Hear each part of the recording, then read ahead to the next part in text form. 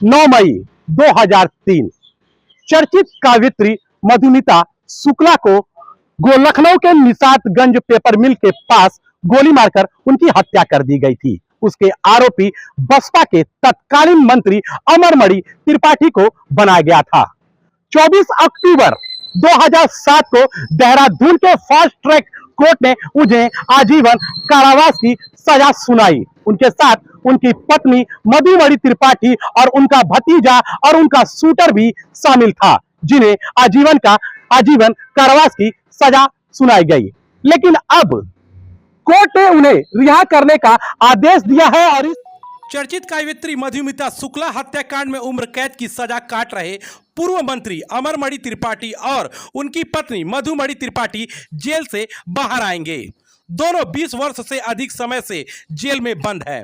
दोनों के अच्छे आचरण को देखते हुए सुप्रीम कोर्ट के आदेश के तहत कारागार प्रशासन और सुधार विभाग ने रिहा करने का आदेश दिया है। दरअसल सुप्रीम कोर्ट ने मई 2022 में जेल में अच्छा आचरण करने वाले कैदियों की रिहाई पर विचार करने का आदेश दिया था। इसके बाद अमरमणि और उनकी पत्नी ने सुप्रीम कोर्ट में दया याचिका दाखिल की थी, जिसके बाद सुप्रीम कोर्ट ने 21 नवंबर 2022 को मधुमणि और 10 फरवरी 2023 को अमरमणि को रिहा करने का आदेश दिया, लेकिन इसमें देरी होने लगी। इस पर अमरमणि ने अवमानना का वाद दाखिल कर दिया, जिस पर सुप्रीम कोर्ट ने 3 जुलाई 2023 को मधुमणि और 18 अगस्त 2023 को अमरमणि की रिहाई का आदेश दिया। इसके बाद शासन ने भी आदेश जारी कर दिया है। कोर्ट ने आदेश में कहा है कि यदि दोनों को किसी अन्य वाद में जेल में निरुद्ध रखना आवश्यक न हो तो जिला मजिस्ट्रेट गोरखपुर के विवेक के अनुसार 2 जमानतें तथा उतनी ही राशि का एक मुचलका प्रस्तुत करने पर कारागार से मुक्त कर दिया जाए।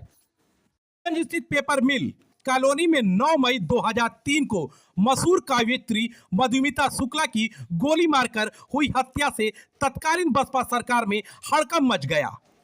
चंद मिनटों पे मौके पर पहुंचे पुलिस अधिकारियों को मधुमिता और अमरमणि के प्रेम प्रसंग के बारे में नौकर देशराज ने जानकारी दी तो तत्काल शासन के अधिकारियों को सूचित किया गया। दरअसल अमरमणि बसपा सरकार के कद्दावर मंत्रियों में शुमार किए जाते थे।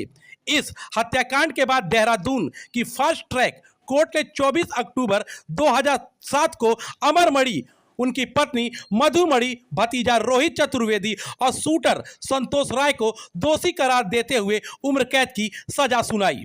लेकिन यूपी के सियासी गलियारों में अमरमणि की हनक कभी कम नहीं हुई। आपको बता दें कि इस हत्याकांड की जांच तत्कालीन मुख्यमंत्री मायावती ने CBCID को सौंपी थी। मधुमिता के शव का पोस्टमार्टम करने के बाद उसके गृह जनपद लखीमपुर भेजा गया। अचानक एक पुलिस अधिकारी की नजर रिपोर्ट पर लिखी एक टिप्पणी पर पड़ी, जिसने इस मामले की जांच की दशा बदल दी। अब देखना यह होगा कि अमरमणि त्रिपाठी और उनकी पत्नी की रिहाई कब होती है। अब तो ये आने वाला वक्त ही बताएगा।